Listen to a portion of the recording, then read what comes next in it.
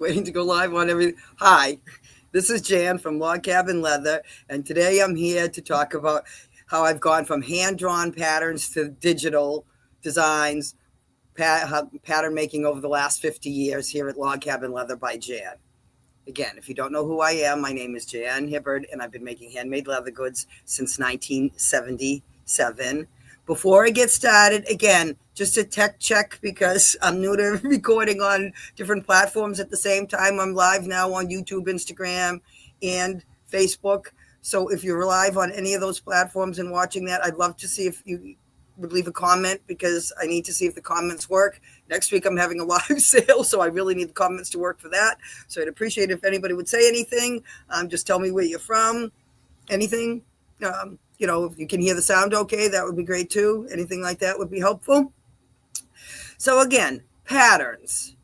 Patterns have changed a lot over the last few years, over the last 4 decades. What I've started with was what was available to me. I was looking at books and so forth. So what I discovered early on was this magazine called Make It With Leather. And again, as you can see, this is 1979. Very old magazines. What the problem with these magazines is, this is a picture I wanted to do, and I have done that on a notebook cover and so forth. But this is the size of the pattern.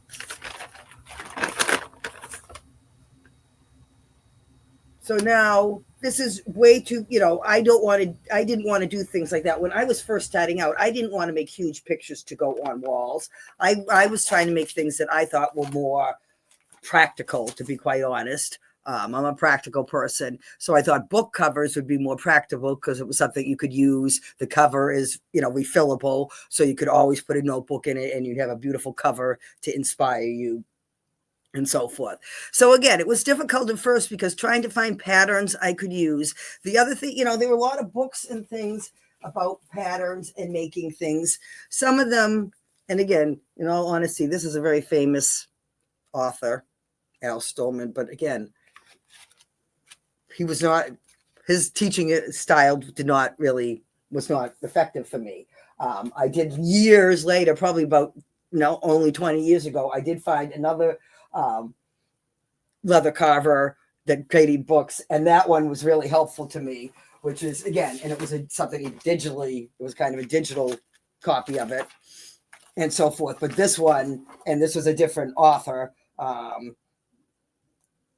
Paul Burnett, and so he was the one that but I didn't find him till probably 20 years ago. A lot of them, and then so you could get those patterns, but again, to get it the size I wanted,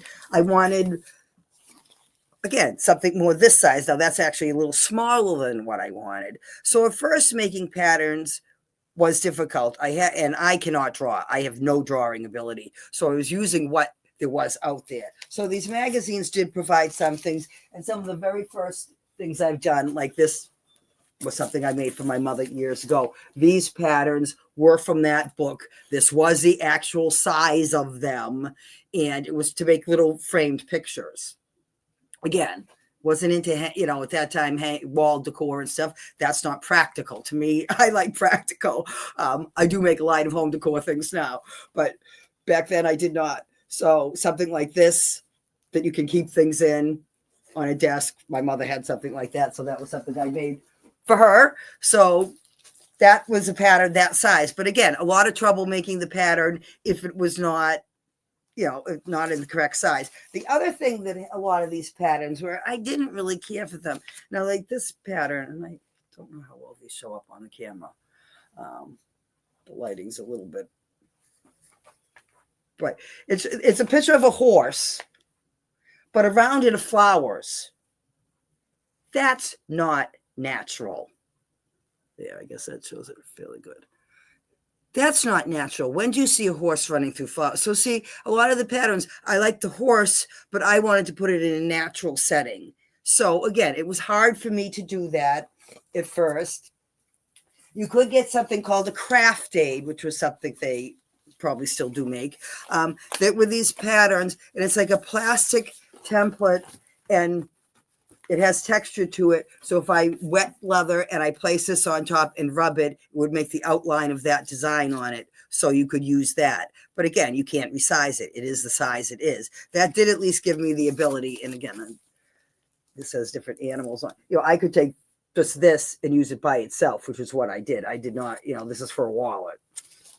The other thing you could get is patterns that are very small. So you went from the really big, like that tiger pattern, to something really small. This is a pattern for a belt. Now, carving something this little tiny is pretty tricky too. So again, a lot of these patterns were effective for what I wanted to do because I wanted something. My book cover is bigger than this. I wanted something in between. So after a bit, I went to coloring books. Coloring books offered a lot of different patterns and so forth. So this is actually a picture I had on a tote bag that came out beautiful, something similar to that. So you take the picture of the bird, the flowers and things, I would do a little bit different, add to it. Every picture I do is a little bit different. So again, even if I use the cardinal in the nest and the male up in the tree there, the flowers and the leaves and so forth are going to look different. The background, things like that are always going to be different on my pictures. But I could use things like this to get the pattern of the animal. So things like that helped me quite a bit. As time went on, the digital age came into it and the computer helped greatly because of something like the pattern here. I could now resize that and make it into the pattern I want. I still couldn't scan the original one, the actual pattern for it. But see, now here's this picture inside of it is actually that same picture. So this one I could scan and stuff, but it's hard to do. And see, that's another one I did as well. I've done on both of those on covers. And again, I'm sure that's not showing up very well on the camera. Actually, not too bad there. This is there. You can see the tiger sitting up there. So both of those I did. So now with the computer, you could resize it. But the thing with this is not really a tracing pattern. A tracing pattern is going to be more just the out. See, this is not really the tracing pattern. The tracing pattern is more simple lines, more like a coloring book that is just going to have the outline and so forth. And so it allows you to, those are the lines that you have to cut when you're carving and things like that. So patterns like that were helpful. The coloring books and so forth, the ones like that were a little bit harder because I had to, know the exact edges and know what to carve and so forth like that. But that's how the pattern started. For my hand tool stuff, again, all my patterns I learned from books. I'll be talking a lot about that more next month because I'm going through the 48-year history of all the things I've made. So I'll be showing pictures of those tiger books and things that I've made over the years. But for my tool things, this is a guitar strapping process. I have to cut the edges. The hand tool designs like this were all my own original designs. Again, originally I got the idea of how to set them up and create the patterns from books. But once I did that, I didn't have the same tools that the books showed. So I had to create my own or improvise. And so that's where I started. So I just started creating my own patterns. So at first I recorded them all on cards. And so this file right here shows, I'm not showing very well on the camera, but it's a drawn pattern of showing what tools I have. So again, these are the tools. So showing I'm using this tool and I'm making the pattern along the edge and I'm kind of drawing out what the pattern looks on paper. And so that's what I would do to make the designs. This file right here is just all belt designs. I have them for guitar straps. Book covers, not so much because those were not tool designs, but whole files of stamp designs. So a bunch of these are guitar straps. Notebooks also had stamp designs. So those designs would be in here. And I kept these files of all the designs. But as time went on, just making those files was time consuming. And with, cameras and stuff now, instead of recording them, I would try to take pictures of them. And in all honesty, a lot of my belts and things are one of a kind, and I have never gotten a picture of it. Or that's the other thing that changed over the decades. When I first started, everything was on 35 millimeter film. So what I have pictures of is limited. And a lot of the pictures I'll be showing you next month, my a trip down memory lane going through the 48-year history of all the products I've made. They're going to be pictures of pictures because they're photographs of things I have in my catalog that were taken 40 some odd years ago. And I don't have the 35 millimeter film anymore. After that, I had a camera that actually took floppy disks. If you're old enough to know what those floppy disks actually went into my camera, and then I could insert it into the computer to download the pictures there. No computers take floppy disks anymore. So a lot of those, I don't really, I don't really have access. I don't have a way to download them. I need to try to see if I can figure that out or something. So I don't have pictures of a lot of the things I made. And it just, like belts, I handcraft at a craft show. I will sit there with my tools and I will start creating a design while I'm there and right in front of everybody. And so a lot of them I haven't gotten recorded, things like that. So now as time went on, he had the computer. I could resize pictures. I stopped drawing the pictures. I took the pictures with a camera rather instead, if I remembered to.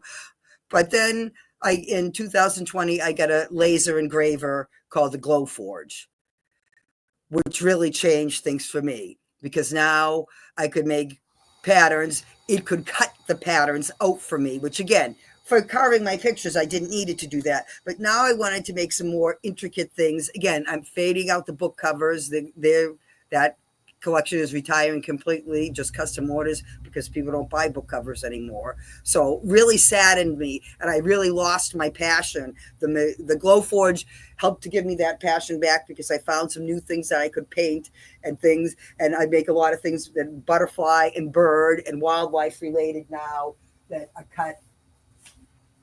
And so I make the patterns. It's like not showing very well on this camera. But these are butterflies. And to get them into this machine, once I get it in the machine, it can cut part of it and engrave the other part. Learning curve for me at first because you can use SVG files, and trying to figure that out and learn that program, I had no success. So I've hemmed and hawed, and again, I've learned to make my patterns. I'll be talking more about that in March because March will be all about the Glowforge.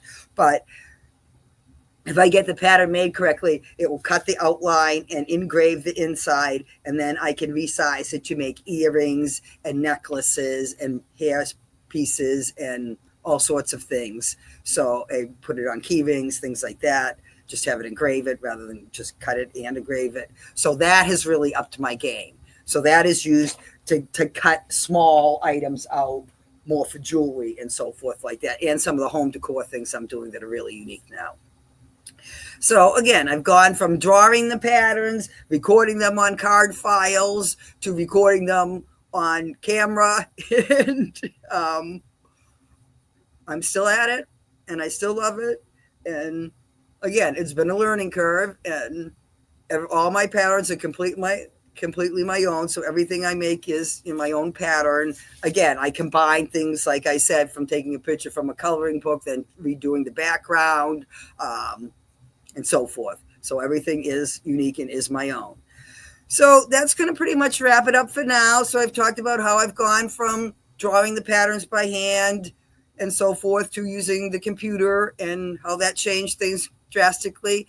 If you're interested in what I'm doing and you'd like to see more of my products, again, I have a lot of that coming up. The whole month of February is a trip down memory lane. Please join my email. That way you get things delivered to your inbox and get, links to the videos and so forth like that. Again, February is all about a trip down memory lane. We'll be going through the 48-year history of my business and showing you pictures of things that I've made from the very first item I made to the very last book covers and things that I've made. Not all in chronological order, but again, different types of things I've made. So each day I'll be highlighting a different type of product, from notepads one day to guitar straps another day to desk organizers another day. And for the whole entire month, I have different products. That's, again, I have 4 card files like this before I stopped recording things that way. That's going to wrap it up for now. Again, I have a giveaway coming up in March. I have a belt launch coming up in February. I have a new Treasure Box subscription membership that's going to be, I'll be talking about all of April. So please follow me, like, share if you know people that are nature lovers or like unique handcrafted leather goods that you're not going to find anywhere else. I do not follow other, I do not try to copy what other people do. I really have my own unique style, and most of my ideas have come from my customers and so forth. So thank you very much. That's going to wrap it up for now. Have a great day. Bye.